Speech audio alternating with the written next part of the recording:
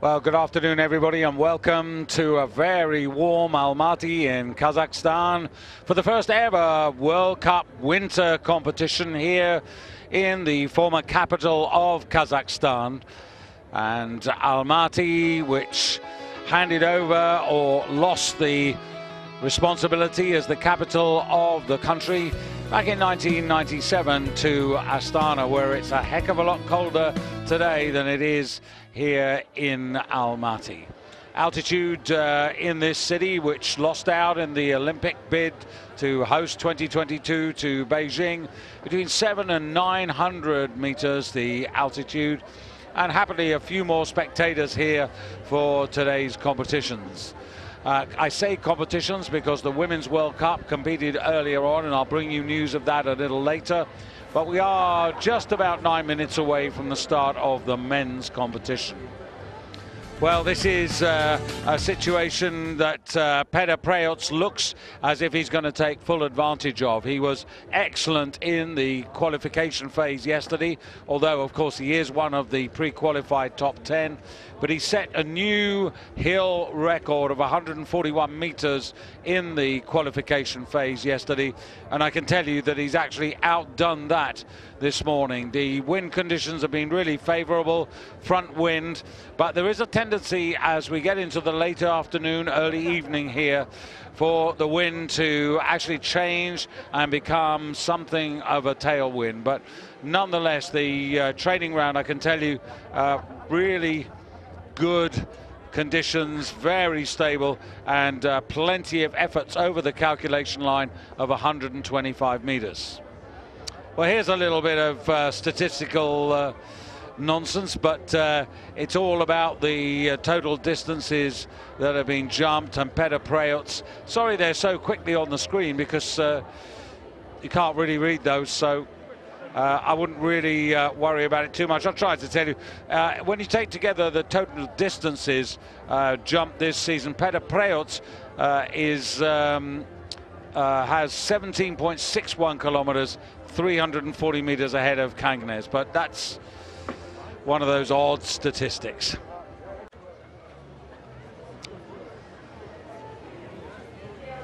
Well, the late afternoon here in Almaty for this first ever World Cup ski jumping competition. The sun just going down on the horizon as the clock moves towards 6 o'clock in the evening.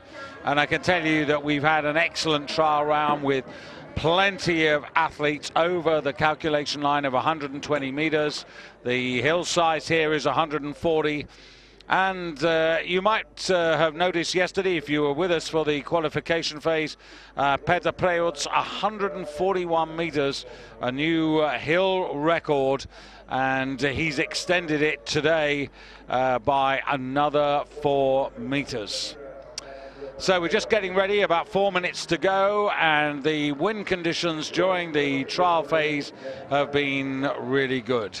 And there you can see it's been a warmish afternoon, up to 15 Celsius, and the refrigerated in-run though is in really good condition, as is the preparation of the hill. There you have the statistics, 125 meters and 140 meters respectively for the K point and the hill size. And that record now of 145 meters set by Petr Prejc. But he wasn't the only one, as you see the 5 judges who'll mark out of 20. He was not the only one who actually produced good efforts here. Severin Freund, 135 meters. Michael Heibeck, who's looking for 4 in a row, 135.5 meters. Daniel Andre Tande, 131. And also Richard Freitag and Simon Amann at 129.5. And Robert Kranitz, actually, 132. He seems to be getting on well with this hill.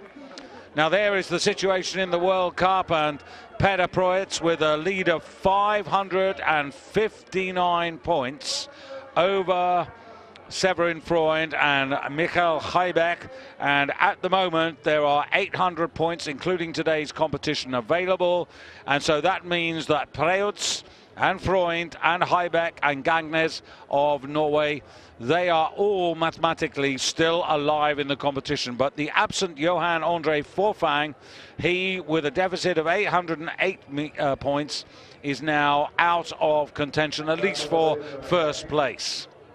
The other piece of news is that the Japanese who suffered in the changeover of planes in Frankfurt for lost skis and lost athletes, well, everybody's here now, but there are a couple of athletes like Sakuyama, for one, who will only compete in tomorrow's events. But Ito and Takauchi, who shared Takauchi's skis yesterday, will now be using their own skis, if you understand my meaning. But it's a long way to come and be messed up on a transition. But those of you who travel through Frankfurt Airport will know that it's one of those airports in the world that if you don't allow enough transfer time, then your luggage has got a serious chance of not making your connecting flight. Anyway, enough of that. Peter Preutz, as I say, 145 meters, and he really does look in tune with this hill. And it's going to take a good athlete to lower his colours today. But qualification's one thing, training's another, and competition is completely different. About 1.7 million souls live in Greater Almaty, the former capital of this country, before Astana took over. It's very much a man-made capital, Astana, but Almaty is still the biggest and, in a way, commercially the most important city in Kazakhstan. So we're now about 60 seconds away from the start of the first of the two competition rounds.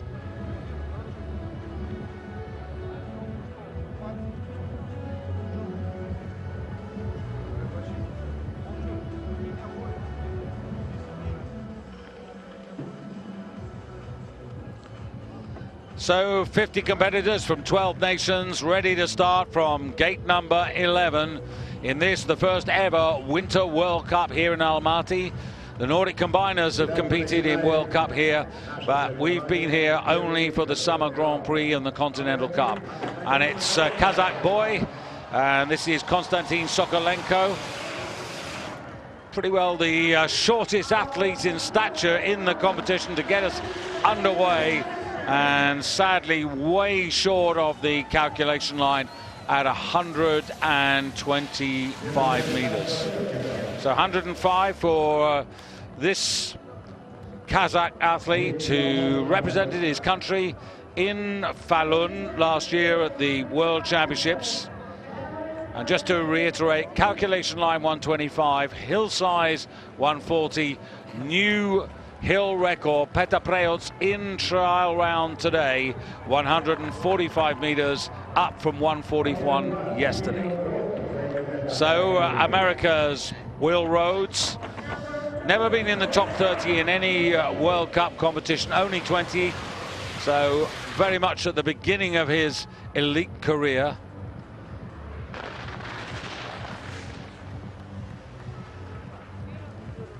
And yesterday it was like silence around the stadium. As you can see, this huge arena that was built for the 2011 Asian Winter Games still predominantly empty, and I have to say that's a little disappointing. The women in the Women's World Cup competed earlier in the day in and on the normal hill. We're of course on the big hill, and I'll bring you details of that competition if not before, then during the interval. Luca Egloff now for Switzerland.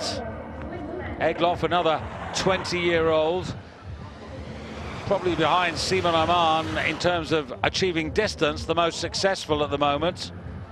And Egloff short of the calculation line, but not by much, and goes clearly into the lead.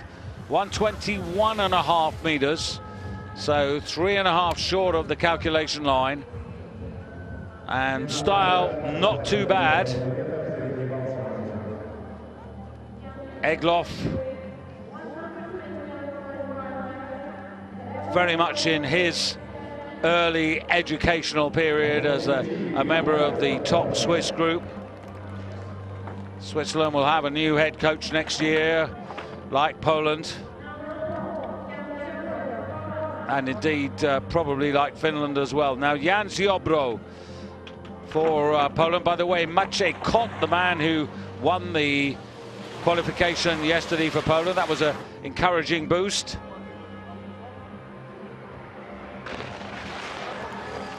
The wind at the moment, pretty stable from the front. Deduction relatively small, probably just over a metre for this man, 119. A winner in Engelberg some 2 seasons ago.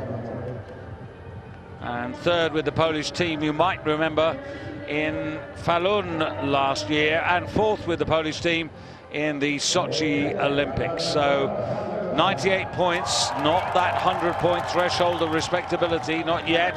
And now a big cheer for Marat Zaparov of Kazakhstan. Kazakhs haven't had too much success at home or away, I have to say.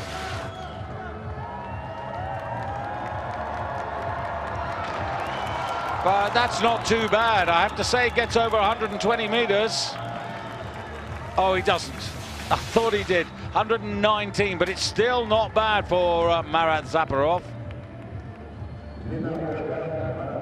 No Kazakh jumper has finished higher than Radik Zaparov, and that was a 31st place finish in Nizhny Tagil in December this year. And 5th is the all-time best in any World Cup competition.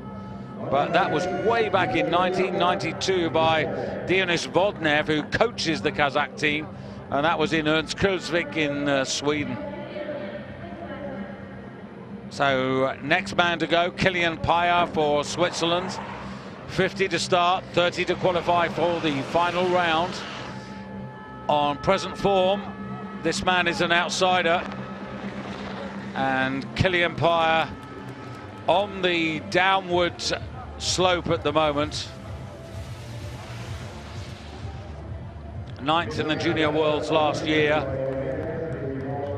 And his season's best coming in the early part of December in Lillehammer, but it's really, I suppose, fair to say that he's got a lot to discover about this sport. And 5th place at the moment. There you can see the wind at absolutely 0. Calm conditions. This may change for the second round, though. There's that little bit of backwind. I was saying earlier on we'd had front wind for most of the afternoon through the trial round and through the women's competition. Now that evening, early evening backwind creeping in for Semenitz. Short of 120 meters. And another athlete who's at the moment on a downward curve. NordicSkiTV@gmail.com, our email address.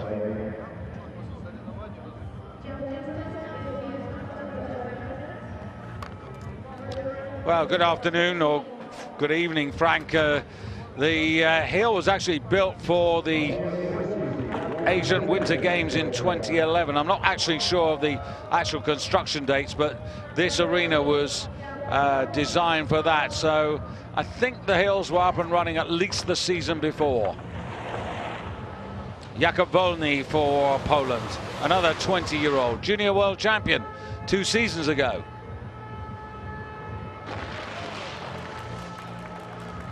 Maybe 120. Indeed.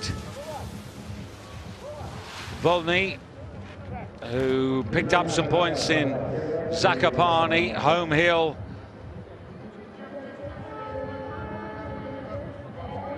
In the sense that it's a Polish hill, picked that up in January.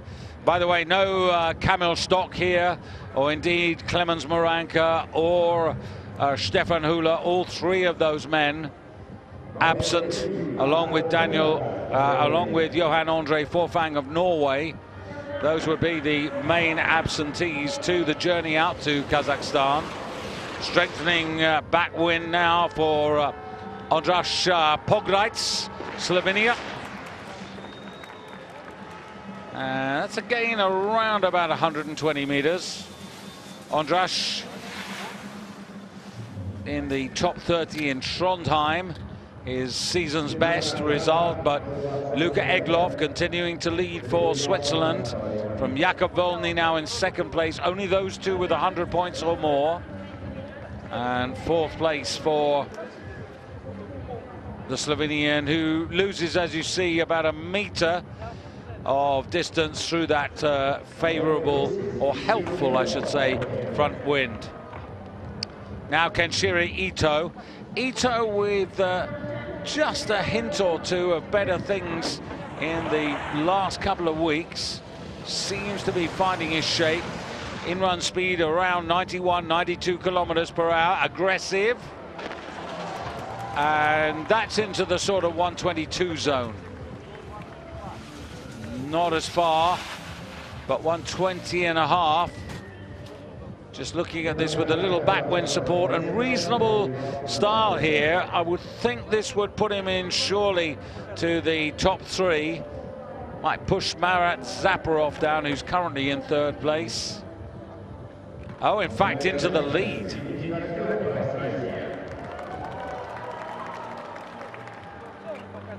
So Japan take over by just a couple of meters from Luka Egloff.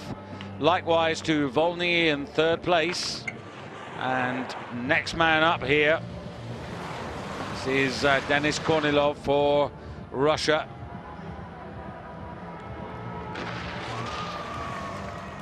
Well, Kornilov by and large has been on a declining performance curve. 19th in Villingen, his season's best, and sub 120.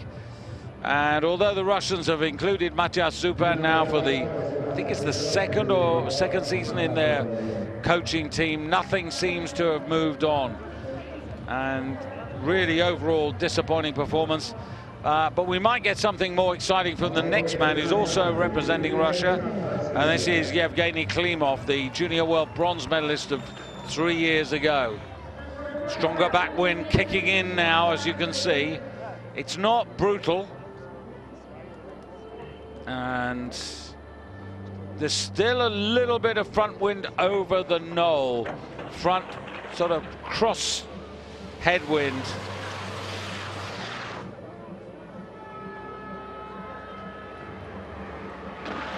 And Klimov underlines his potential. Again, he's one of the, Hatsadinov, I should say, underlines his improving form. He was actually third in the Continental Cup here some time ago. Hatsadinov, well, I say some time ago, it was actually last season.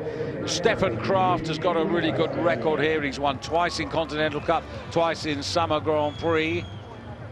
And others who've done here, Taku Takauchi, he won here in 2014 in the Summer Grand Prix.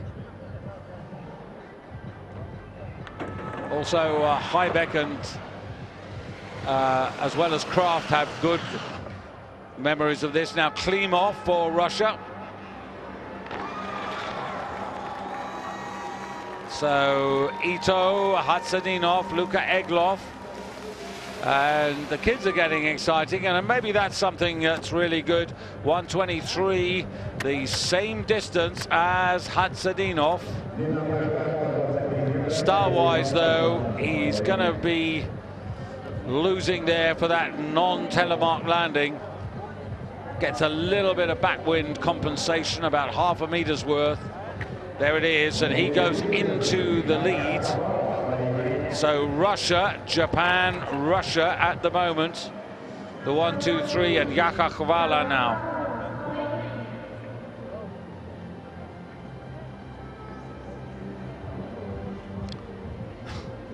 There you can see very clearly the roles of the two men. Goran Yanis on the left there, the head coach.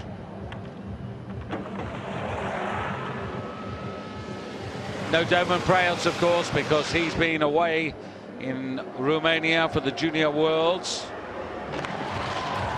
And that's pretty good by Khvala. I have to say, that's a decent effort. 125 right on the calculation line, so he's the first man to achieve 60 points for distance. Chvala, who was a World Cup winner, you might remember in, I think it was November or very early December 2013, and that remains his best result. 9th in Kuopio. No, I'm going to revise that. He wasn't 9th in Kuopio.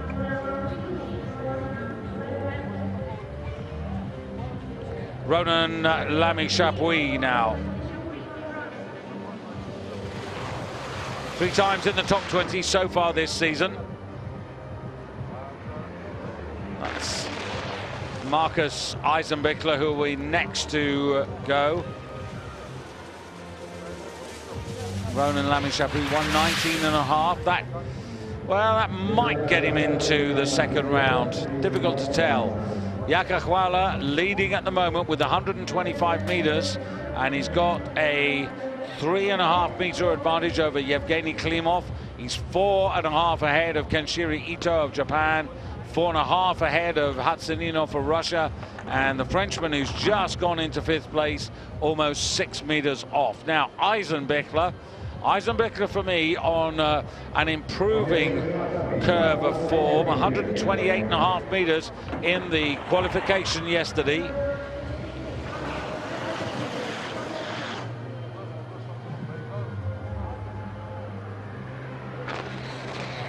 I'd be disappointed with that. The wind has sunk, or subsided, I should say, to virtually 0.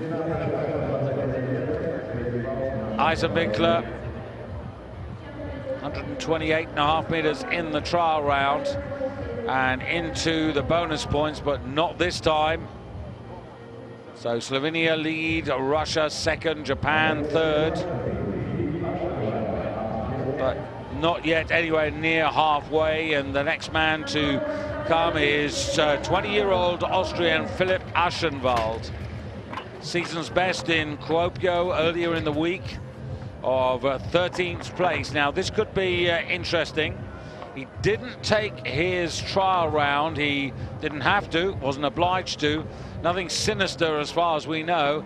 Perhaps just saving his energy, or confident that he can follow up yesterday's qualification effort. And not 125 meters, well, in fact, 126.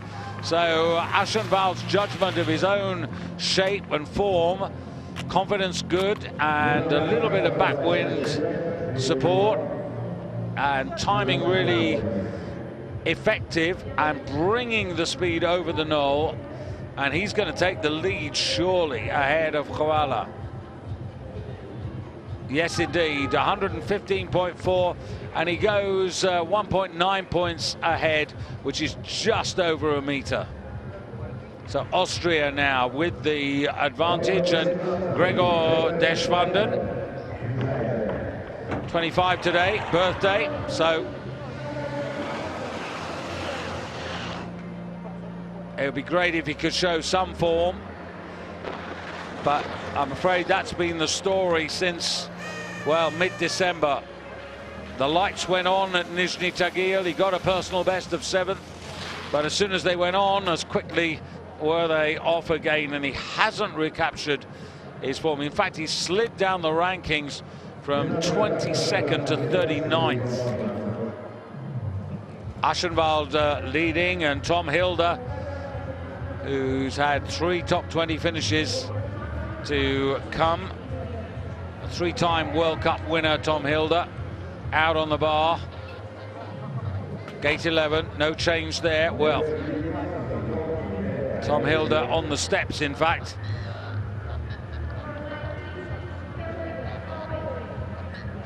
Two victories in 2009, another one in 2011, but they're getting a little distance in the memory. He's had too many occasions where he's lost his shape. He's a grafter, I'll give him that. Hails from Lillehammer, and he's really worked hard, but he's not been a consistent member of the team. Nobody qualified at the moment, but the pause there and the jury and the management team deciding that the backwind conditions are set to stay, and therefore they need to give the boys a bit more in-run speed. So up a gate. Now this means that they get compensation for the backwind, but now they get a deduction for the increased in-run. But it's only a gate up, which is about ½ a meter in distance. So I don't think that's going to cause too much disturbance. And I think it's less than 4 points here, the difference for the gate change. 3.7 in fact. So you could easily see the gate deduction and the wind compensation cancelling each other out. And that's in the 120s, but just 120. Now, Hilda, just a little forcing there, and that didn't really work for him, to be honest. 8th place, and you can see virtually nothing. ½ a meter compensation there for Hilda, and he's already 7 meters down on the current leader. Bib 20 today, Piotr Gila for Poland, 29 years of age. Signs of him recovering his best form, but still a ways to go. 3 top 20 finishes only this season, and the best of those, a 12th place in Vickersund a couple of weeks ago on the Flying Hill. Gila, well, he's had, if my memory serves me right, it was just that one victory in Oslo in his World Cup career to date.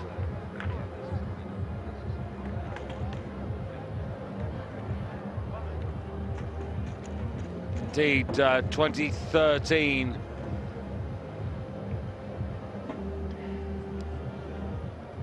So Hilda asked to take a pace backwards here. Always tricky the moment that you change the gate. Sometimes you can really get caught out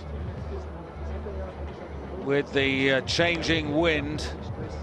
We're not at the stage at the moment where the change is utterly convincing, but I would say the majority of arrows from the 7 instruments, 3 to the athlete's right, 4 to the athlete's left here in Almaty, suggesting a cross tailwind, and up to 13 now. So now you can double that deduction.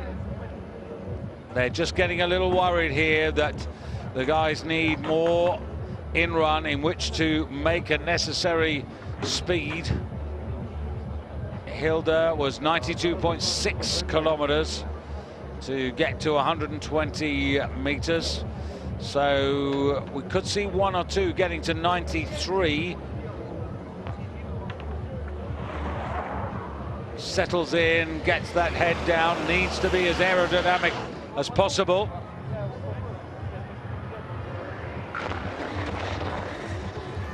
He never really seemed to be settled. He got 121.5 meters in the trial round, but that could spell elimination for this more experienced Polish competitor, now 29 years of age, off balance, off the table, skis never really totally under control through the flight phase. And the telemarks, 16.5 the average.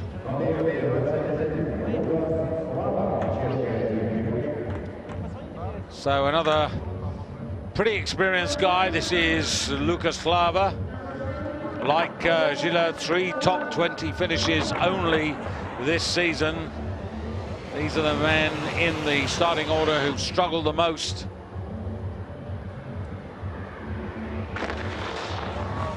Well, that's better than the Polish lad who preceded him. That's over 120, 122 meters.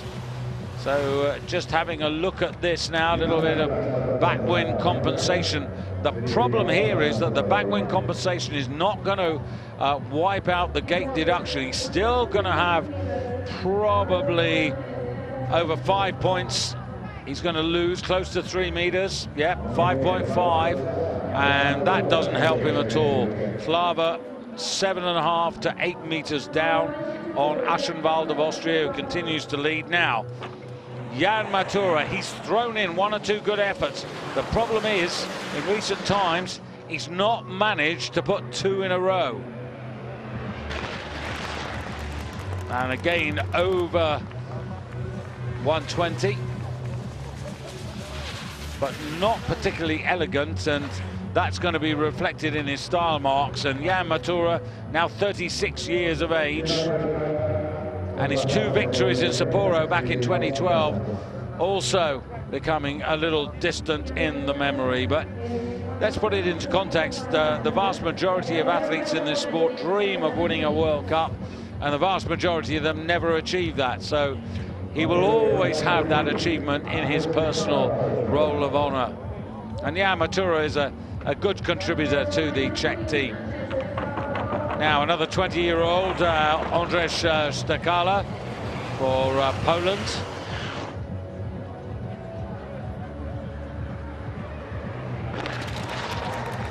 Not too bad for this 20-year-old who was 6 in Trondheim. That's his lifetime best. Once again, he's going to suffer that deduction. The in-run speed there, 92.4. And I can tell you that Filip Aschenwald and Jaka Chwala have qualified. And I'm pretty sure that Yevgeny Klimov is going to qualify.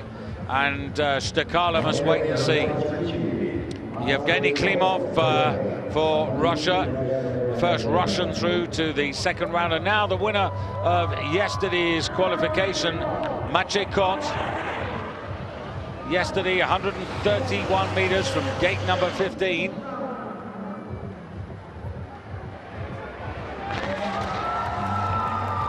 Short of the calculation line, though. No, I'm not. I'm wrong. He's on the right side of it. I beg his pardon. 127 meters. So that is good news for Maciej. And it's actually 3 meters further than he did in the trial round in the past 90 minutes or so. And skis nicely managed during the flight phase. Little bit of instability on the landing. But third spot, he's within 2.5 meters of Filip Aschenwald of Austria. So Karl Geiger, a landmark runners-up spot, of course, in Lahti on the normal hill last Sunday.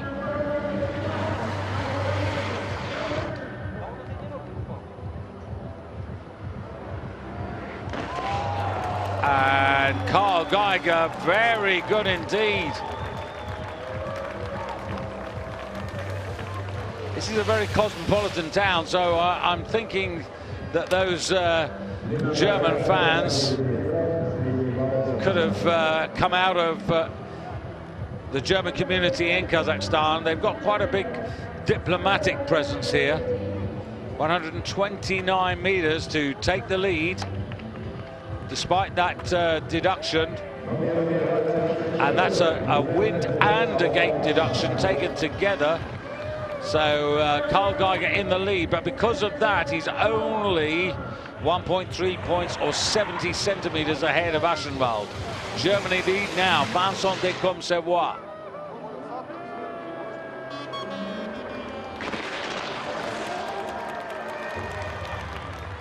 Well, he continues on his French journey.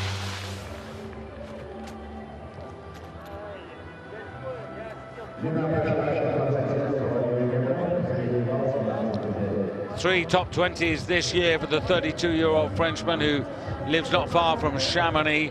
But when you look at his competition record, 67 times he's finished in the top 30, but only once in the top 10. And that, in a way, tells its own story. And a cheer now for David Kubacki. They come nonetheless, though, into third place, and Kubacki now Is he going in the right direction? Well, that would tell you it's bonus point times for the 25-year-old Pole, 127. Remember the longest distance, 129. Just having a look at this, the back wind there cancelling out a little bit more of the gate deduction. So it's down to less than 3 meters, the overall deduction in terms of distance. 5th place. And Kubacki within 3 meters of Karl Geiger. Germany, Austria, France, Slovenia and Poland now, the first 5, separated by just under 3 meters. Yuri Tepes. Tepes, a man who's also won here.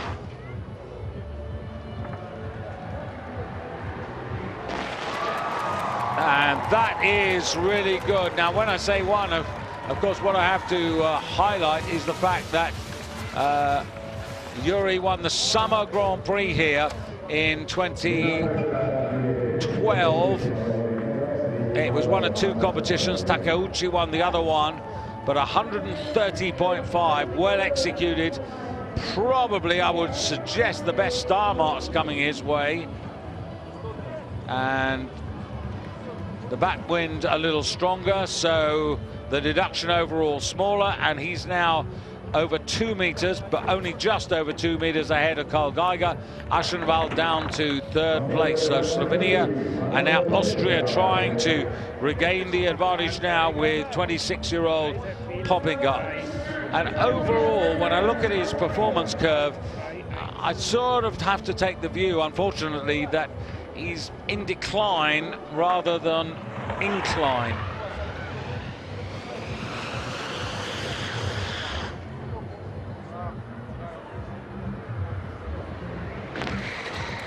It's okay, but it's not earth-shattering. 124.5. You sort of sense that he's not going to make the podium today. Again, the backwind compensation is reducing that gate deduction to just about 4 points. 3.6 points is 2 meters, so he doesn't lose a great deal, and that will help him for a higher ranking, 8th place, 7 meters to find. And now Jakob Jander to complete the top, or I should say the first 30, as you can see. 6 career wins, but 9th the best he's managed so far in the current campaign. Wrong side of the calculation line for Jakob Jander. 123.5 meters. Again, not bad, and I can tell you that Tepes, Geiger, Aschenwald, Decombe, Sevois, Jakub Vrala, David Kubacki, Maciej Kot, Manuel Poppinger, Yevgeny Klimov are all qualified, along with Kenshiro Ito of Japan. The top 10 are safe. And this is the list of the top 10. Everybody below this now must hope that the 20, or some of the 20 that come right after this graphic, will fall by the wayside to let them back in, most notably Ilmir Hatzadinov of Russia, who accumulated 105.4 points from 123 meters in distance.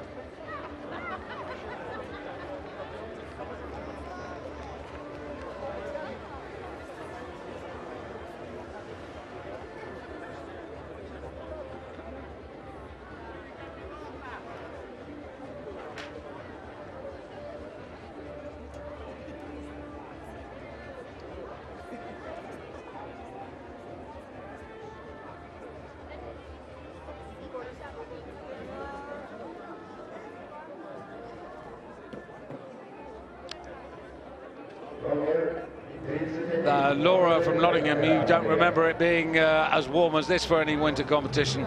Well, just to cheer you up, if you actually Google the temperatures in Mongolia, you'll discover that they're enjoying, if that's the right word, their coldest ever winter. So on with the competition, and Manuel Fettner now for Austria. That's okay. A little bit in and out of the team over the seasons. 8th in Sapporo earlier this year, his season's best so far. You might remember the World Nordic Ski Championships in Val di Fiemme in 2013, when he was a member of the Austrian team that took the gold medal there. So, as I say, from time to time he squeezes into the team. But, of course, with the early season retirement of Gregor Schlierenzauer, and I do mean only early this season, I'm hoping that he's going to rediscover his shape and come back for next winter's World Championship campaign, and indeed the Olympics in Korea in 2018. Koffler still struggling as well. Chances for the likes of Fettner and Layet of Germany. Very nice. Well, Fettner's best for the season was in Sapporo in the second competition. This man was 9th in the first competition, and that's his personal or season's best, I should say. 128.5, and this will score reasonably well, I think, with the style judges. Very little to deduct here. And just our friend from Norway and the Russian. The Russian, they're deciding that wasn't a telemark. I think that's Vadim Lisovsky. I think that's an error, actually, but the system deals with those sort of problems. And now Takauchi allowed to have his own skis to himself today. Shared in the qualification phase with Daiki Ito. And Takauchi at the moment is very much in the groove. 3rd place on that normal hill in Japan. And somehow we seem to have a good number of Japanese supporters. 9th in Kuopio earlier in the week, and a member of the Japanese team that took the bronze medal in Sochi, you might remember. And he's finding his form. It is the end of the campaign, so to speak, or nearly getting that way. But 132.5 meters gives him the lead, and he leads by 1.5 meters thereabouts ahead of Yuri Tepes. And here comes Robert Kranitz. Now Kranitz has looked pretty good and looked pretty comfortable with this hill.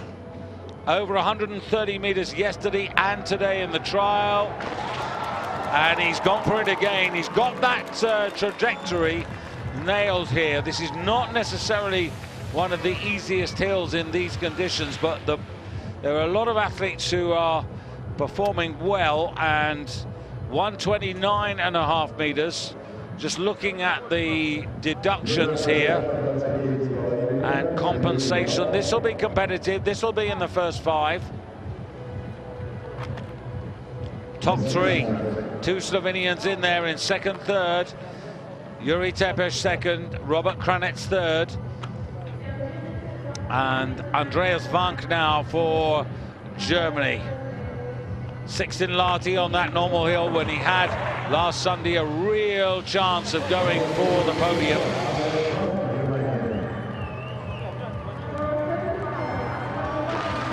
And Germany's Olympic team gold medalist from Sochi puts himself into the mix here.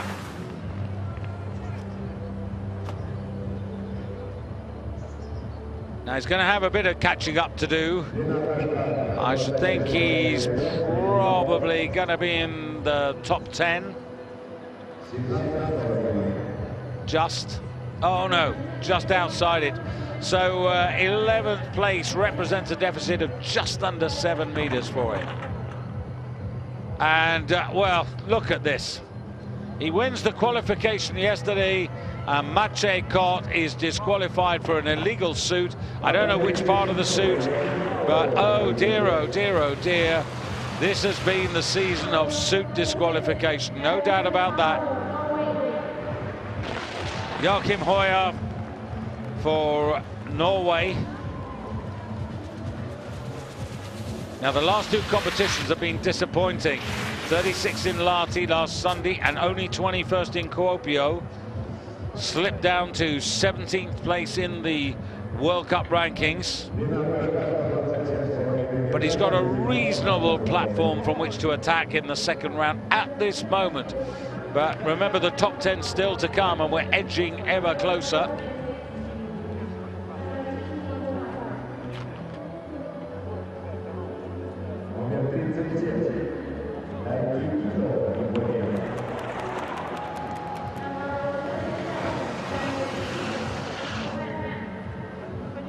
Ito got his skis and he's gone over the calculation line. He used Takeuchi's yesterday for qualifying, only got to 121 meters.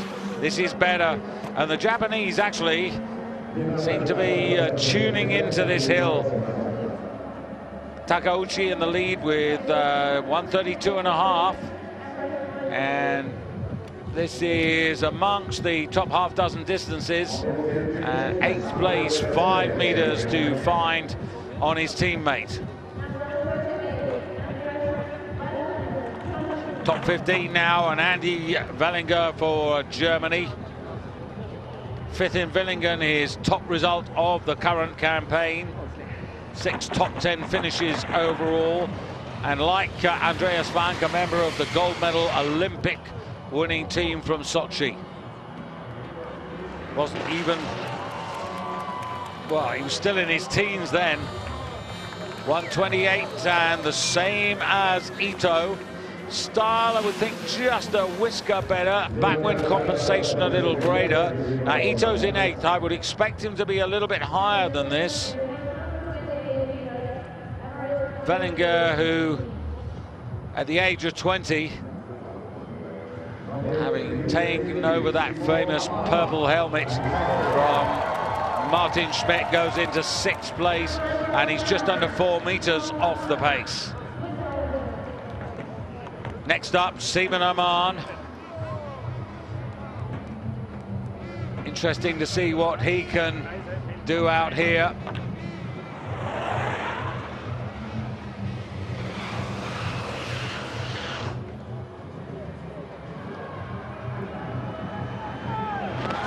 Well, I never doubted the distance. And the 4 times Olympic champion and former world champion of 2007, 133. The outdistance is Takeuchi by half a meter, but as ever, the judges seem to be dialed into the fact that the telemark, if ever, is it ever coming? But at the moment, it's going to take an awful lot of convincing.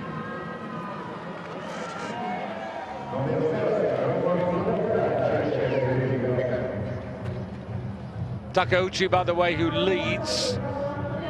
He was a Summer Grand Prix winner here in 2012, ahead of Yuri Tepes, who was also a winner. The 2 of them in 1st and 2nd places, and Roman Kudelka, Czech Republic, really aggressive. And that's a good effort by the man from the Czech Republic. 4th in Lillehammer and Lahti in both those normal hill competitions, and 7 top 10 finishes so far this season. Little rough around the edges, and that's why I don't think he's going to get too many 18s, particularly with that landing where you could see all the weight on the right leg. And 5th place, not too bad. 3.5 meters off the lead. Sturnen ranked 11th, but with the absence of Forfang now in the top 10, pre-qualified. And this is going to be fascinating from here on in. Sturnen, not a great trial effort, less than 120 meters.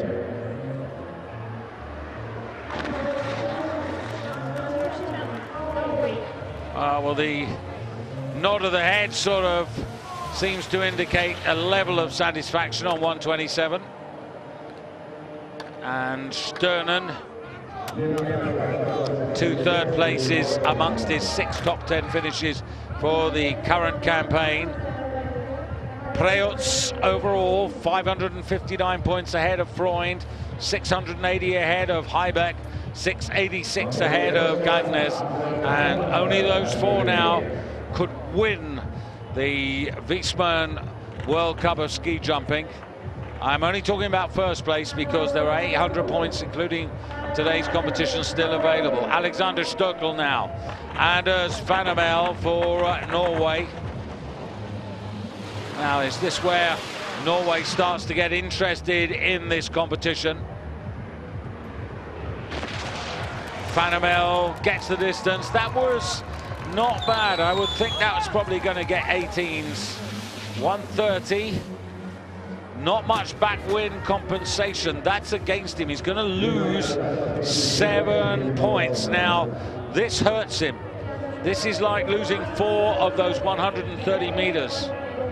And that will knock him down the order. It's a pity, but it's reality. So, there you can see down into 9th place, but he's 4 meters off the lead at the moment. And now Richard Freitag, twice 4th this year in his 10 top 10 finishes, the 24-year-old German. But interestingly, this could be good. 129.5 meters about 90 minutes ago in the trial round. Evening settling in now. And Freitag, you sense he's not that far away. 128, and he isn't, but remember, in the trial round, Peter Preutz 145 meters, Freund 135, Heibeck 135, Gagnes 130, Kraft 137, and that's what he's up against today. Freitag to be followed by Kasai.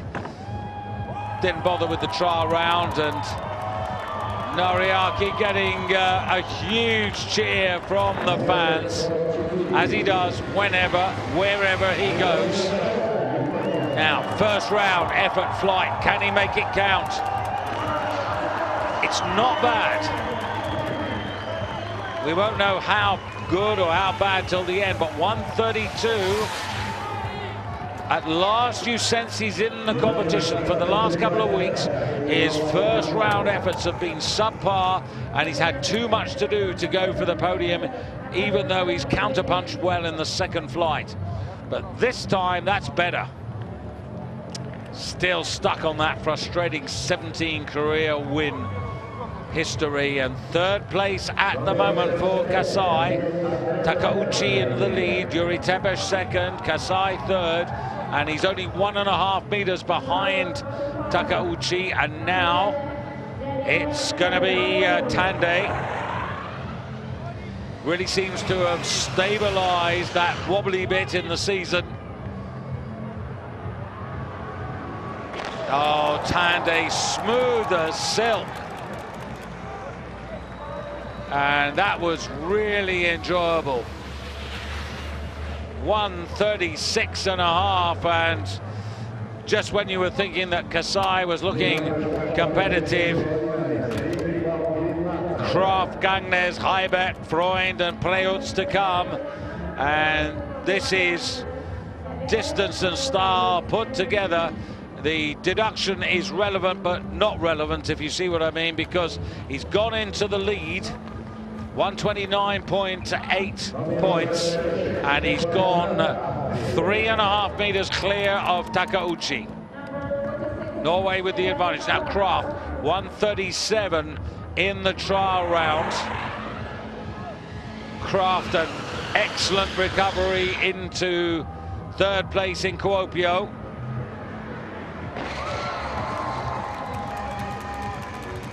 More 120s than 130s, I would say, there for Stefan Kraft. Very different, oh, just 130. Work to do, though, in the 2nd round. And Kraft, one of those who can't really, well, can't go for the victory in the World Cup this season, but could still be with a shout for the podium, but he's got to produce better than this. And Kraft 8 meters down. That's a task. And now Gangnes. Now Gangnes. This is where we have to cross our fingers. He's had a couple of dodgy moments in the last couple of competitions that have dropped him from 3rd to 4th place overall. And like Kraft, it's probably not quite competitive enough. 127.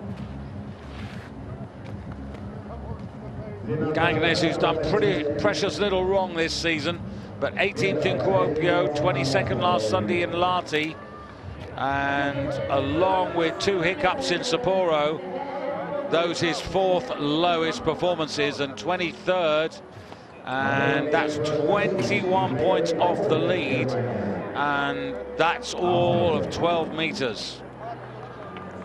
Eisenbichler is the man who's waiting to try and qualify at the moment on 121 meters and 105.3 points. He's just not in the competition at the moment, and here comes Mickey Heibeck setting out to perhaps make it 4 in a row. Oh, Stella. He is so much in the groove at the moment. 135.5 in the trial, 138 in competition. To be fair, the trial was out of gate 14, this is gate 13, so less in-run to work with, but 93 kilometers of in-run speed, and 18.5 to 19, I suspect. And indeed, and where's he going? Tande is demoted, but only by 30 centimeters. Austria lead, Norway second, Takauchi for Japan third. And 2 to go, Severin Freund. 3 wins this season, but never out of the top 3. For the world champion, remember, from Falun on the big hill.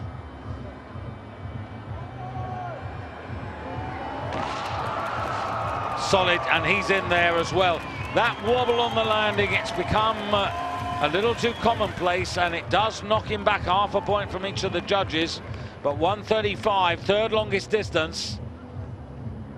The wind virtually nothing at all. Still evening in Almaty. Couple of 19s, I can see 18.5. Where's he going? Look at that 7.4 point deduction, that's relevant. And he's 2 meters behind Heibeck.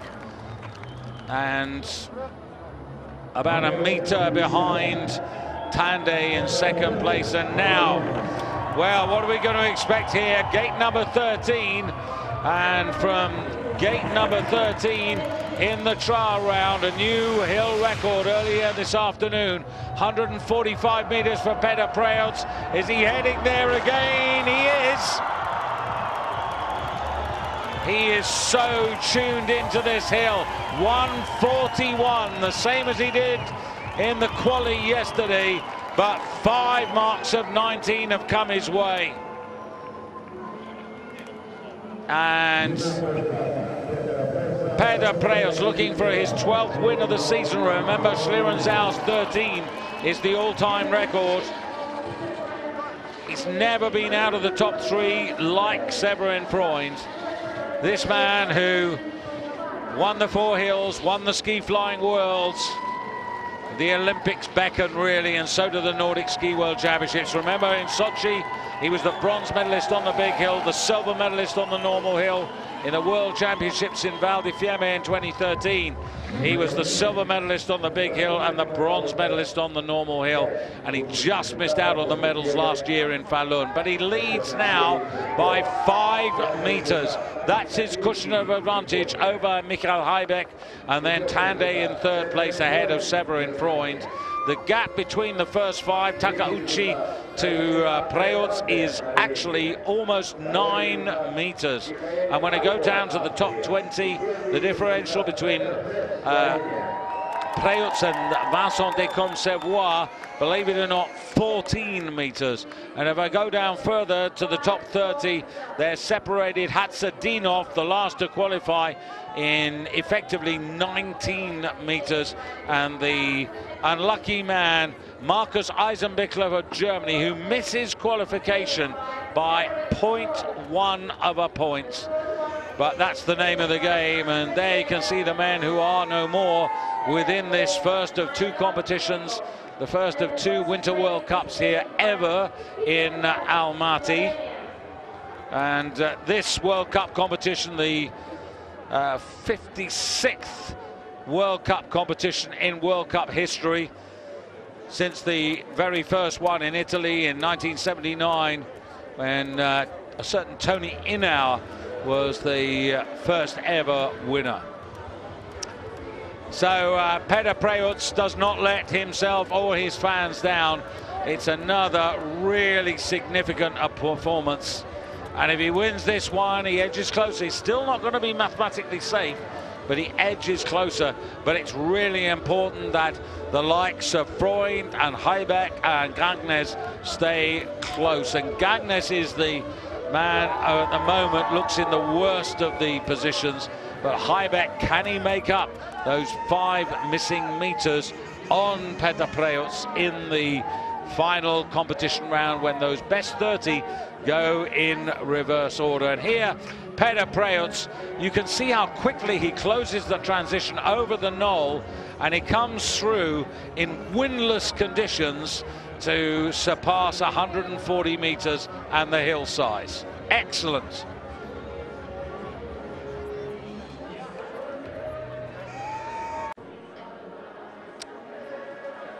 Well, here in Almaty, as you can see, the evening is with us, and the second round due to start in about 12 minutes from now. A very good evening as it is, Bob. You've been asking about tickets for ski jumping. I'll pass those on to you in a moment, the best way to deal with that. But first of all, a chance to have a look at the best 3 performances. Tande of Norway, and he and Heibeck in second place both have about 5 meters to make up on King Petr Preutz, as he is at the moment now.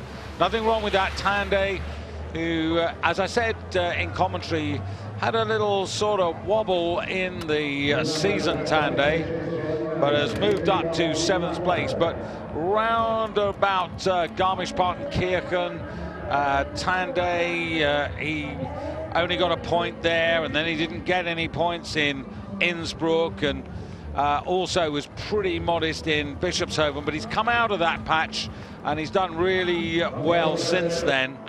And well, Petr Preutz is at the moment very much in a class of his own, but Heibeck looking for 4 in a row. And remember, Preutz has done that. Preutz did it. Garmisch-Partenkirchen, Innsbruck, Bischofshofen and Villingen were his 4 in the road, and he's also had 3 in a row earlier in the season. But Heibeck has actually got 3 in a row. Remember, he got the big and normal hill competitions in Lahti and also Kuopio earlier in the week, and he's very confident about his shape. So that 5 meter advantage Preutz had might not be a barrier, but on the other hand, he's looked absolutely superb here. And once again, he's a joy to watch. And that was a terrific touchdown there, really stable, and you can see how he enjoys every moment, and he seems to take every jump one by one. He doesn't look ahead, he just deals with what he has in front of him, and it's been oh so effective. And if the World Cup ever came back to count back like it did last year, not that it will, I'm sure it won't this time, Petr Preutz is going to be the winner in that regard, because He's already got 11 victories. Severin Freund's got 3. And it's been quite notable this season, the relatively small number of countries who've actually achieved World Cup success. All of the season's winners have come from either Slovenia or Austria or Norway or Germany. And you've got to go back to 2000 when Germany, Finland and Austria were the only 3 countries who dominated like that. So still a bit of time to go, so I'll leave you to enjoy the top 3. Interesting little observation by Frank regarding the first round. Just before I give that, you can see tomorrow 12:45 Central European time for the second of our Winter World Cups here in Kazakhstan. Now, Frank, I totally agree with you that I think that 19.5s across the board, and you're suggesting even an odd 20 for Petr Preuc was due there. On the other side of the coin, you're saying that you feel that Tande didn't quite get the marks. He got a couple of 18.5s from Nazim Nazirov of Kazakhstan and Rune Hildmo from Norway. Well, interesting to hear from others out there if you feel like Frank that Tande was undermarked.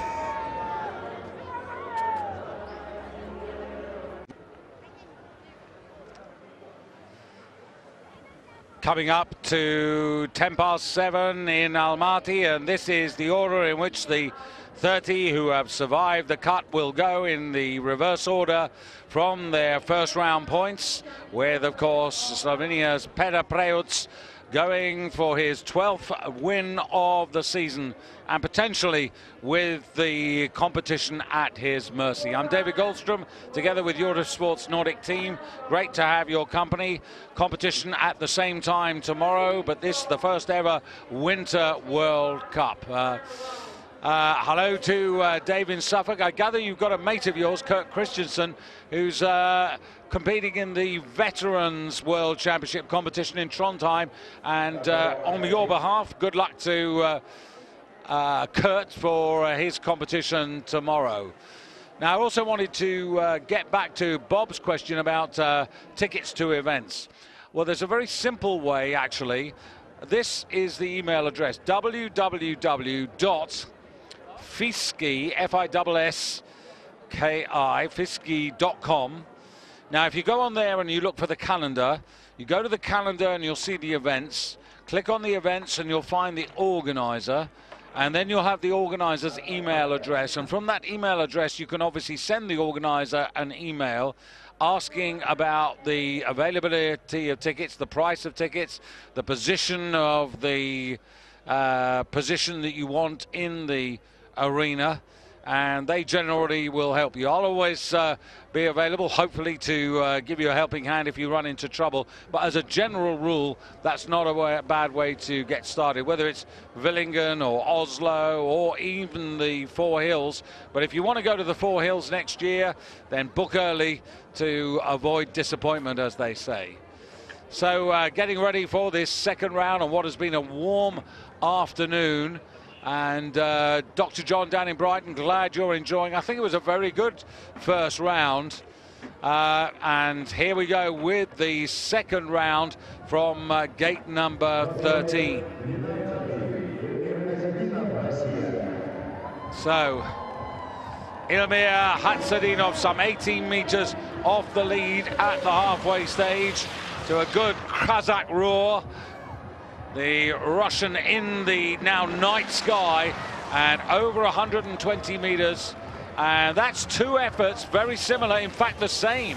123 meters for Hatsadinov.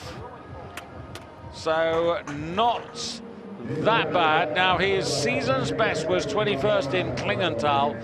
So he would have to climb up the order some way to improve on that. But maybe just a little bit of confidence. There's a hint of a smile there, and it would be good if one or two of the Russians could break through, because it's been a pretty dark campaign until now.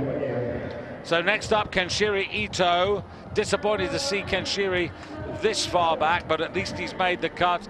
His advantage over Hatzadinov, literally 0.1 of a point.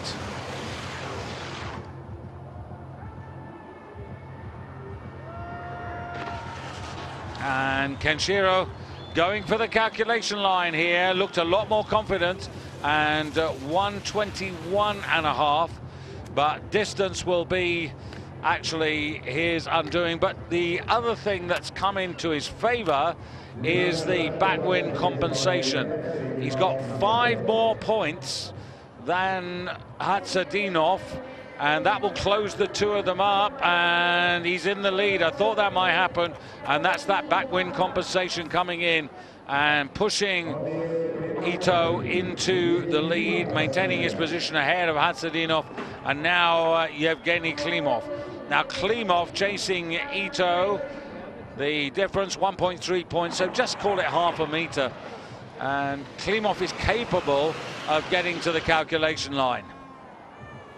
Perhaps not on this occasion because he wasn't terribly well balanced coming off the table. And 121.5, that's the same as Ito.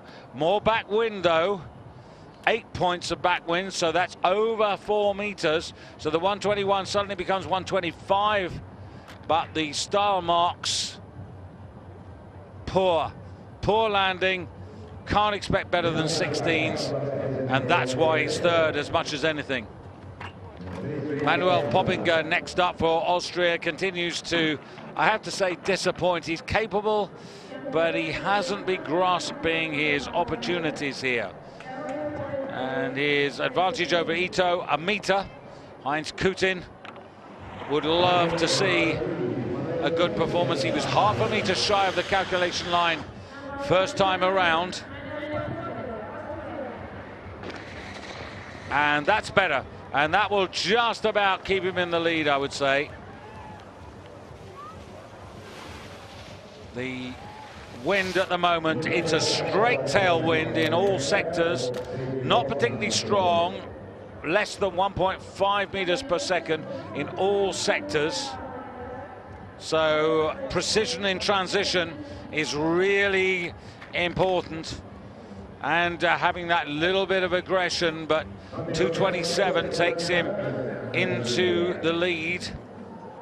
Now almost 5 meters ahead of Ito, and now uncharacteristically here's Kenneth Gangnes, who has really struggled for points. He was uncomfortable last Sunday in Lahti, not very well forward in terms of performance in Kuopio either. So remember, he's 4th in the table. Mathematically, he could still win the Crystal Globe, although Preutz is way out in front. But this needs to be, well, it needs to be a hill record, which I remind you, if you're just joining us, is 145 meters, set in the trial round earlier today by Petr Preutz. And Gangnes needs to get very close to that. And it's just not enough. It's better than the first round by a meter, but it's not going to be enough to really significantly crawl back up the table, and it will be a crawl if it's anything.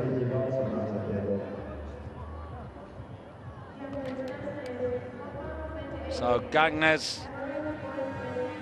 will go into the lead, of course, and 4 meters ahead of Poppinger. Ito in third, Hatzadinov off the podium early on, and now Joachim Hauer of Norway, and his advantage over Poppinger. Again, we're looking at about a meter, not more than that, for the Norwegian.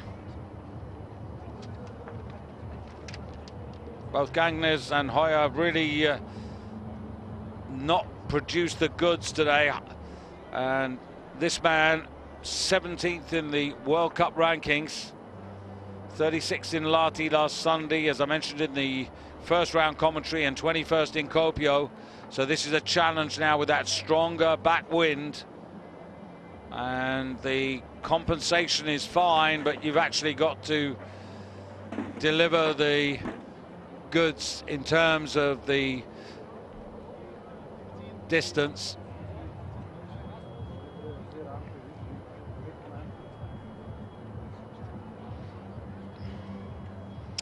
Very good afternoon to Alison in Cardiff. No, unfortunately at this moment I don't have any news about Thomas Diethart's fall in the Continental Cup.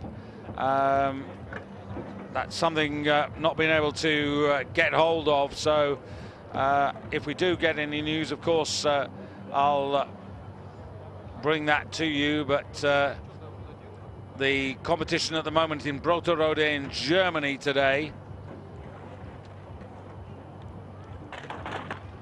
And Alison, you're doubting on Frank paying up his bet. He's a gentleman. Of course he'll pay up on his bet to Susan. Just got to decide whether it's vintage wine or next year's crop. So now, second time of asking for the Norwegian.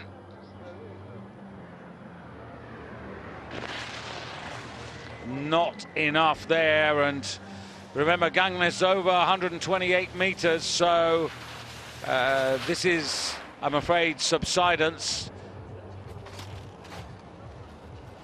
I think it's probably right not to be overcritical. You're looking at a young man who really hasn't had that much World Cup experience at the highest level, 25 years of age, a little bit like Gangnes, finding his form rather later than one or two, but nonetheless, remember he has made a podium this year. Okay, it was early December or mid-December, but that was a step forward.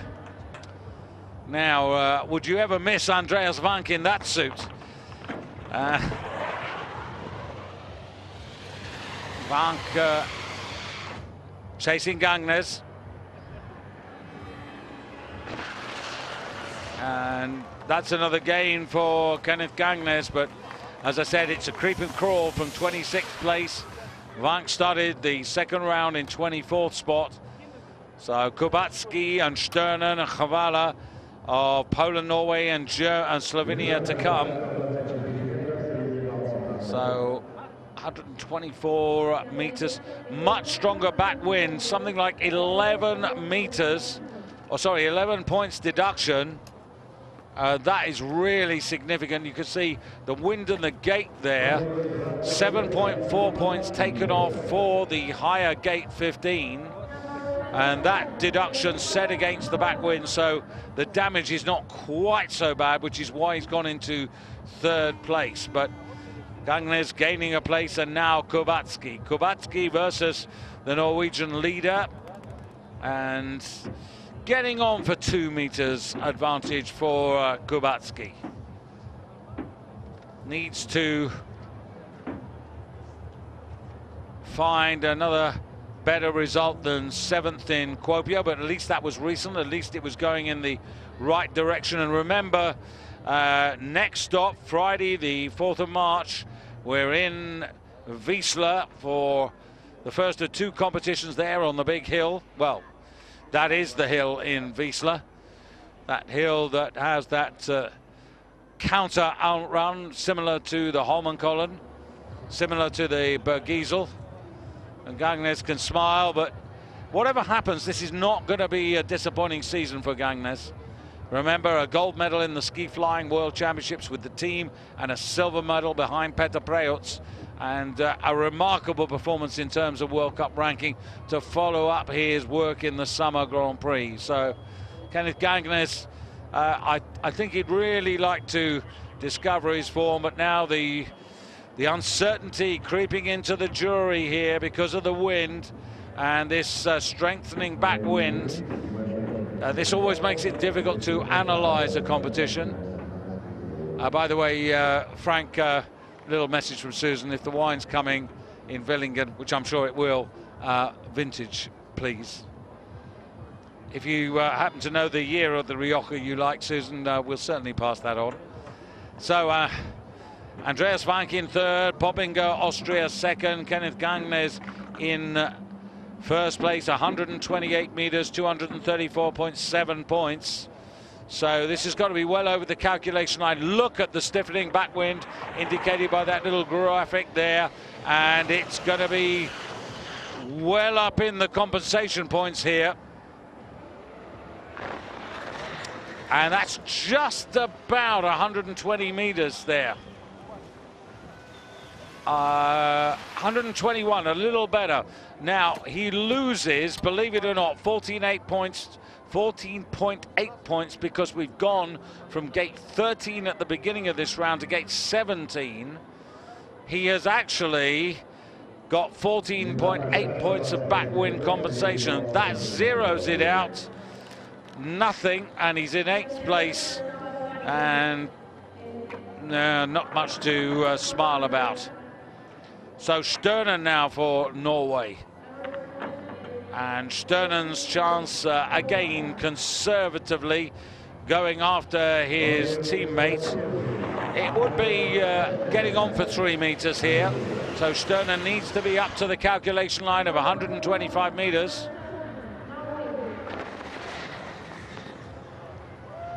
And the wind conditions and deductions and compensations similar for him as they were for Kubacki. Kubacki only got to 121, so this is 123, and Sternen will be placed higher for the moment, but Gangnes gains another place. He's now up to 22nd place from his first round start ending position of 26.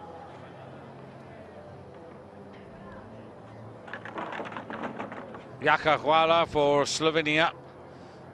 Effectively the same opportunity as Andy Sternen, who just preceded him.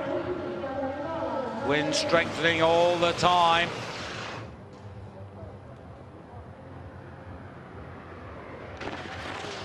And that is decent by Hvala of Slovenia, 123.5. Again, forget about the wind and the gate. They virtually eliminate each other there. And take his advantage. Remember, 123.5. And it's not going to depose Gangnes, but it is surely going to put him into, well, he's not 125. Is it going to go second? No, 5th.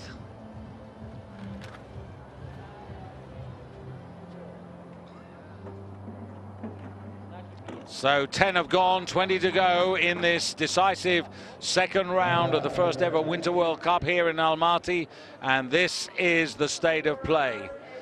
So as you look at that, let me tell you, just around the corner in the second group to come, ranked from 20th up to 11th. These include Vincent Descombe-Savoie, who'll be next to go, Ito for Japan, Freitag and Stefan Laie for Germany, along with teammates Wellinger and Geiger.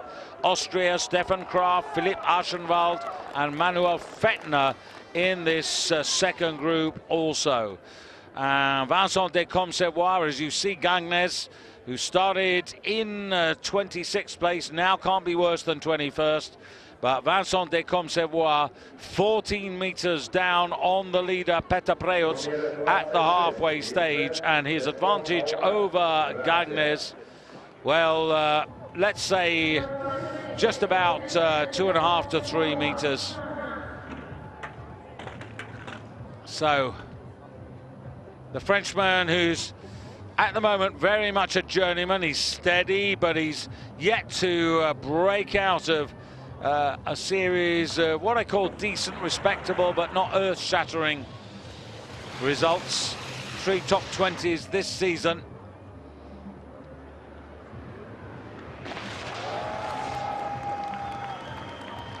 Well, the crowd are generous. It's a huge stadium area here, and that's why it's so difficult to imagine it being full. But when you consider the number of souls who live in this city, I'm still disappointed that not more of them have made the journey of not more than a couple of kilometers to come up here to this fabulous complex. And in a way, I'm disappointed also, as Vincent goes into second place, that with these facilities now that were built for the Asian Winter Games, that the work of the Kazakh jumpers, their technique has not improved. It's not really come on, and that is a disappointment. So now Ito, same opportunity as Vincent Descombe-Savoie, 128 meters in the first flight. Now that's equal to Kenneth Gangnes in his second flight. Wind just softening a little bit, now speeding up yet again.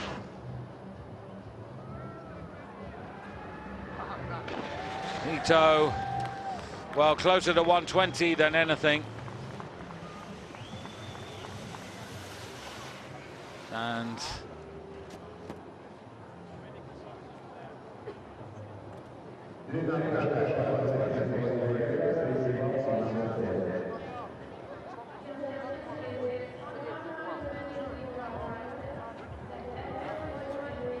hi Lee in Lincolnshire, up in Boston.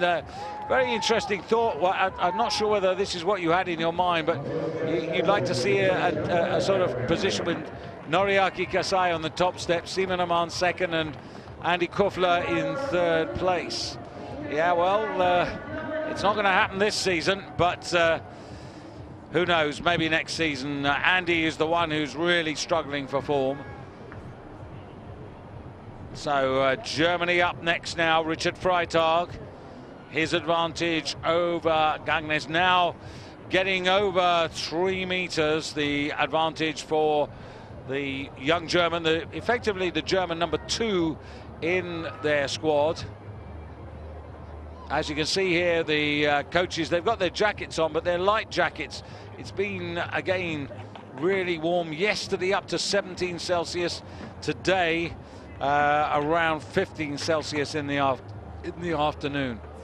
But the preparation on the hill, Walter Hofer delighted. Absolutely first-class work. 10 nations represented here in this second round. And the wind just a little bit unmanageable outside the corridor of tolerance. And Peder Preutz, as ever, cool as a cucumber, jump by jump, step by step. Noriaki in 7th place, but 19 points behind. And this is really radical now. And, well, this is the decision of the jury team.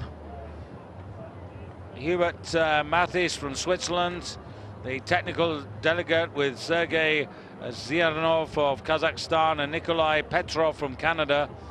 And they're all working this out with Miran Tepes, and I'm sure Walter Hofer's chipped in his thoughts as well. But gate 21, this is a huge deduction to increase the in-run speed, but they obviously think that with the backwind conditions, this 92, 93 kilometers isn't sufficient. 94 kilometers on takeoff for Freitag. And he could only get a little bit over the calculation line. Now remember, that advantage, 3 meters, the advantage from the first round will take him ahead of Gagnes, but what you have to take into account is that the backwind compensation is not sufficient to cancel out the gate deduction of points, 22.2, and Freitag down to 9th place. And not only that, you saw the 16.5s, the lack of a proper landing there costing him. Now, Stefan Kraft, this could be interesting. Stefan Kraft, he's got slightly a better chance than Freitag, but I think he's up to producing something which could just take him into the lead. Very strong backwind. And Kraft now threatens to take the lead. Distance better than Gagnes, and the style is pretty solid as well. It's not 19s though, but it is better than the first round.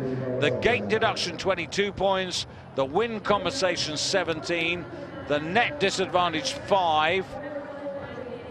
So where is he amongst this? It's very difficult to compute. 2nd place, and he's missed out by just under a meter.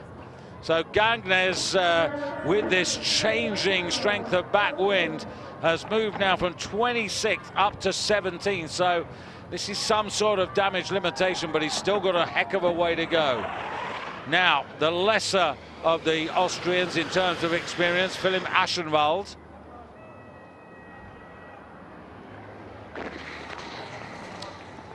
and he doesn't match up Kraft or get near Gangnes, so he subsides. So suddenly it's into, did I say 16th place? He is in 16th place now. Ashenvar was 16th, Kraft was 17th at the halfway stage. And Stefan Laie will be next, then Anders van der Mel, then Wellinger and Geiger for Germany, then Fettner.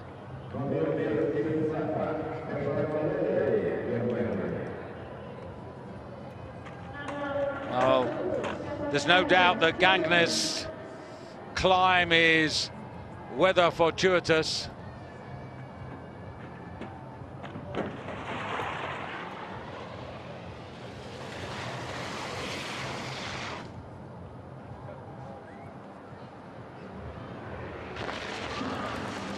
That's not a bad effort by Stefan Laie.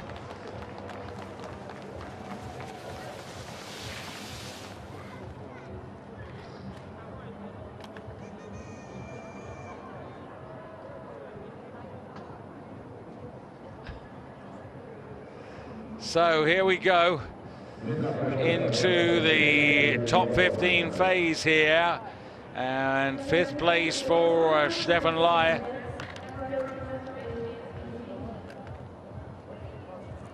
So his chance of a season's best or personal best is gone. Now Van der Mel, winner in Sapporo. So can he find a good result? Once again, travelling to the east, 130 metres in the first round.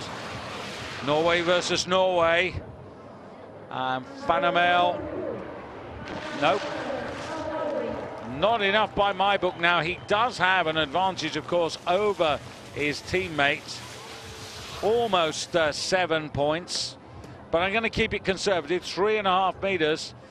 But 3.5 metres, the problem here is, again, 3.5 metres would get him ahead of Gangnes, but he's got a deficit of a couple of metres in terms of the compensation, and only 4th. So Gangnes in 1st place, Kraft 2nd, Vincent de Comsevois also climbing up here from 20th position.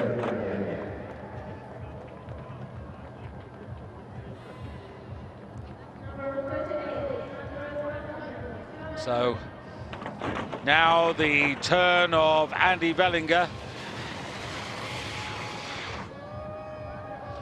21 points deduction at the moment. It's getting tougher and tougher and tougher out there. And a lot of these guys are finding it really hard. Gangnes still leads, despite the fact that he still, the last week or so, hasn't seemed quite in tune. The rhythm hasn't been quite there. But miraculously, he's now moved from 26th up to 13th. So that is quite a rise. And remember, even after today, there's still 700 points available. And Gangnes started the day with a deficit of 686. So he's got to keep within 700 points behind Peder Preutz to keep his chances of a crystal globe, the big crystal globe, alive. That's probably a very tall order, but nonetheless. And there, the current positions.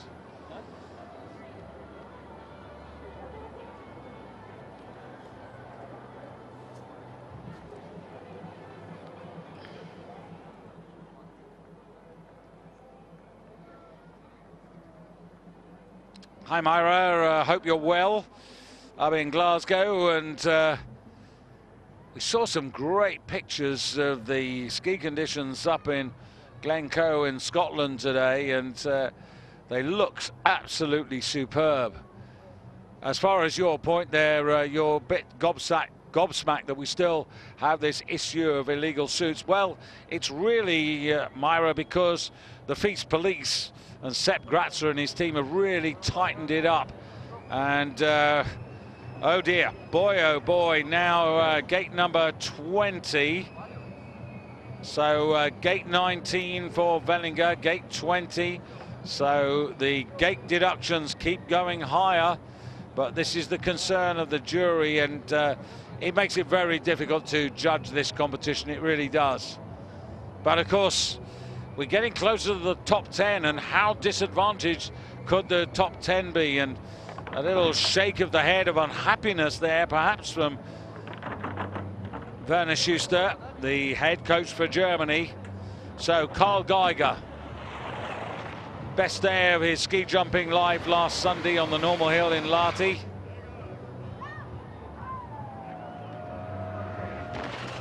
Well, he's over the calculation line, and Geiger chasing Gangnes, almost 10 points his advantage, and 10 points, well, that's worth a good, well, 5 meters, I'm going to say almost 6. So just looking at this, I'm still not convinced or sure enough that this would give him the lead. I think Gangnes may still, yeah, you can see there, by some way, 225.8, and that's almost 5 minutes. It's a nightmare to calculate this. And Manuel Fettner lying in 11th place. So could it be possibly that Kenneth Gangnes will go from 26th to 11th, and then even then threaten a place in the top 10? Unreal.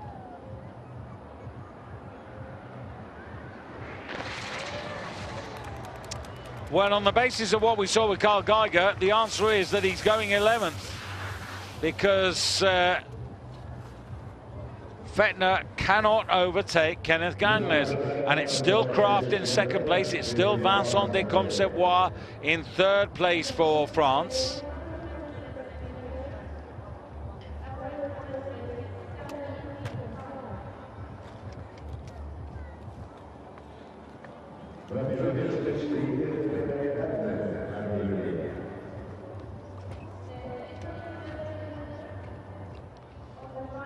So here we are with 10 to go.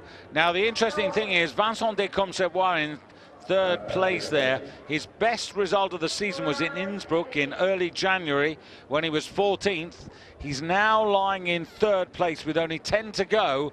So already we now know, congratulations Vincent, you have a season's best. And that's going to be a fourth top 20 finish. Interesting to see whether he climbs any higher. So as you see the situation now, 10 to go, separated by 12 meters at the halfway stage, and in the 12 to come, Kudelka for the Czech Republic, and Simon Amar for Switzerland. For Slovenia, Robert Kranec, Yuri Tepes, and of course Petr Preuc. For Japan, Noriaki Kasai, and also Taku Takauchi. For Germany, you have Severin Freund. For Norway, Daniel Andre Tande. For Austria, Michael Heibeck. And Tande and Heibeck just 5 meters. Is that eternity, or is that a gap they can close? Kudelka now, 12 meters to find. Chasing Gangnes. Gets over the calculation line. Gate number 20 for the last 10 here. 128 meters, that's right up with the leading Norwegian. Style marks will be pretty fair here. And just looking at this, Kudelka against Gangnes, 10 points in his favor. But take off the deduction and up into second place. He misses out by 2.2 points, and Kudelka ahead of Stefan Kraft, who drops to third, and Vincent de Comsavois into fourth place. And now Simon Aman. Not much more of a chance than Kudelka, but remember, he doesn't get the telemarks these days, and he hasn't again. 126.5, he doesn't outdistance Kudelka, and so consequently I don't think he's going to be on the podium here. He's challenging Stefan Kraft. And Kraft, of course, his style marks were 18 or better, so Simi's given away 6 points in that regard, and 14th place for Seaman Oman. Robert Kranetz next to go. So Gangnes now challenging for 8th place. This is totally surreal now, what Gangnes is doing.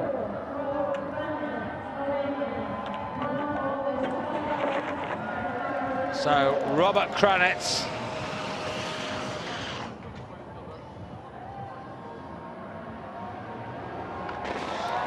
Now that is a real challenge and a super finish.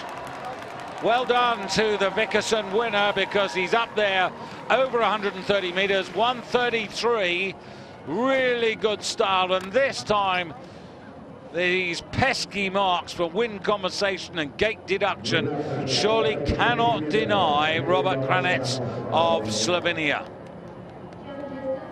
And he might be on for his best big hill result of the season. And that was very good indeed. New leader, 242.7, and he's taken a 4.5 meter lead over Gangnes, who drops to second, Kudelka to third, Kraft off the podium, Vincent Descombe to fifth, and now Noriaki Kasai chasing Kranetz. And Kasai, well, he's having a battle, isn't he? He's having a battle these days, 128.5. He can't go into the lead. And it's, on this occasion, the second flight which he struggled with here. Again, the rhythm and the timing wasn't quite as good as we've seen. Certainly not as good as the first effort. And he misses the podium. Kudelka hangs on there in third place. Roman Kudelka, fourth in Lillehammer, fourth in Lahti, 7 top 10s at the moment, clinging on to a podium position. And now Yuri Tepes, a Summer Grand Prix winner out here in previous seasons. And like Robert Kranetz, finding this hill pretty well to his liking, 132.5. Now that's only half a meter down on Robert Kranetz, and it's every bit as accomplished. Just having a look here, Yuri Tepes with an advantage over Kranetz of at least half a meter. Now it's all about the wind deductions. Not first. Second, Slovenia first and second by just over a meter. Yuri misses out. So now Takauchi at the halfway stage in 5th position, and chasing Robert Kranetz here.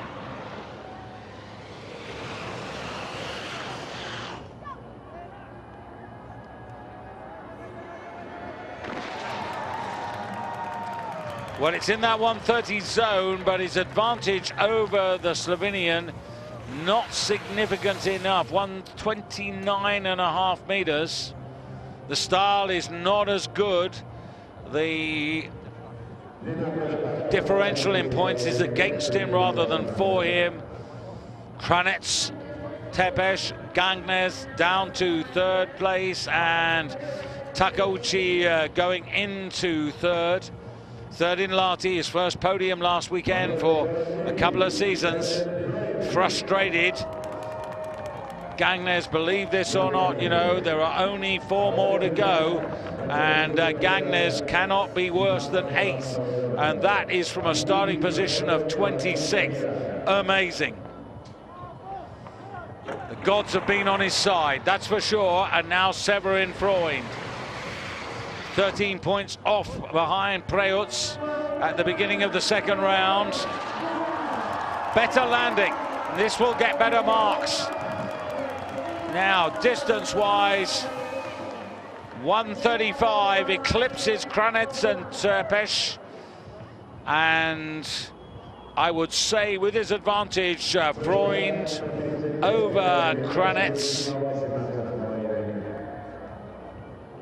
It's going to be comfortably the number 2 in the World Cup rankings going into the lead, 2:52, and he's 5 big meters ahead of Robert Kranitz, 6 ahead Tepesh, Takeuchi off the podium, Gagnes down to 5th, Kudelka down to 6th ahead of Kasai, Kraft is 8th, Vincent Descombes 9th, Anders Fanamel completing the top 10, and now we're down to 3, Daniel Andre Tande.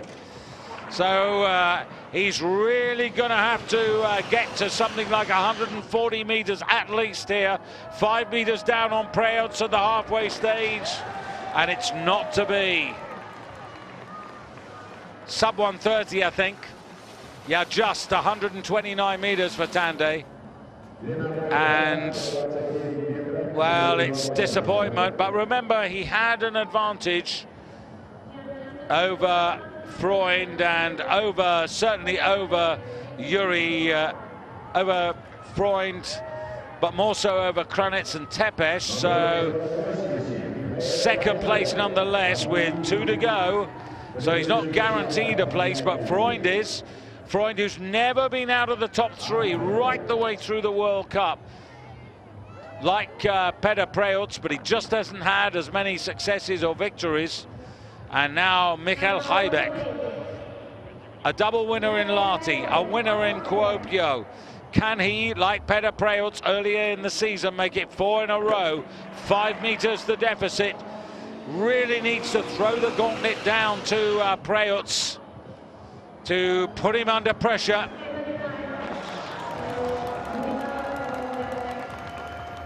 So we've seen Preutz miss out on the second effort, 133. Heibeck versus Freund. He had 3 points advantage, Heibeck over Freund. That's not even 2 meters. And Heibeck in danger of losing the lead here to Freund. Oh, it's just 254.7. So Freund knows he's on the podium, Heibeck knows he's on the podium. Daniel Andre Tande is the man who might be dismissed, probably will be. So this for victory number 12 of the season, to stamp his authority on the world of elite ski jumping. It is indeed 23-year-old Peter Preutz of Slovenia, the Four Hills champion, the ski flying world champion. And he's done it again.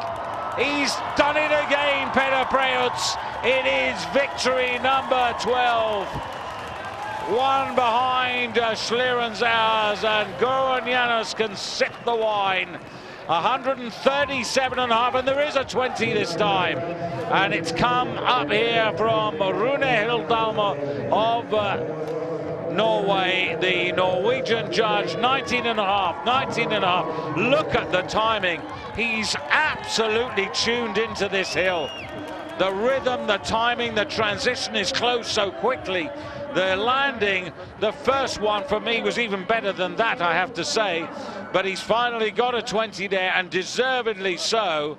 And that is utterly outstanding.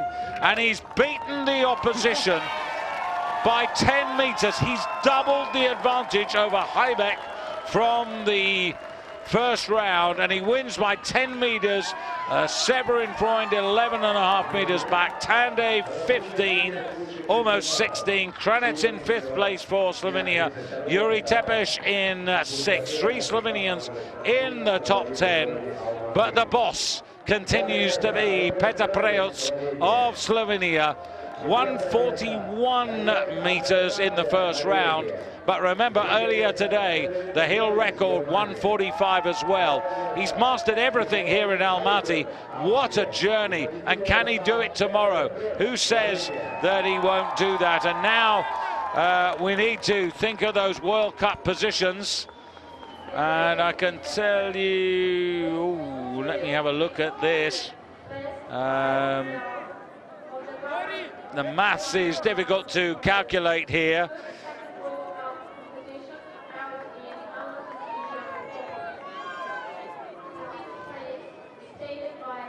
So Gangan's chance of winning the overall has gone, but Preutz and Freund and Heibeck still just alive.